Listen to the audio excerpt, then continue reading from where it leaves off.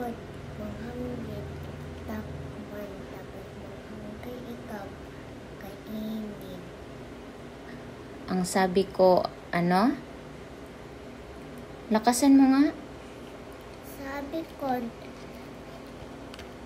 hindi mo maubos, takman mo. Takpan. Tapos,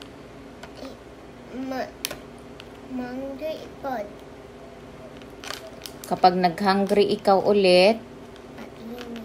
kakainin. Hindi itatapon or sasayangin.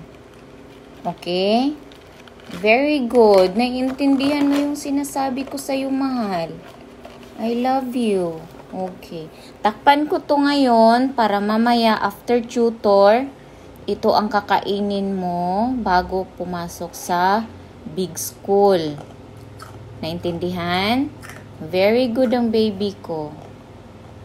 Nagigets mo yung sinasabi ko sa'yo. I love you, mahal. I love you. I love you. I love you. Thinking pa ako? O, sasabihin mo muna. Hihinto mo muna yung pag-inom mo. I love you. Tingin sa mata ni mami. I love you. Okay.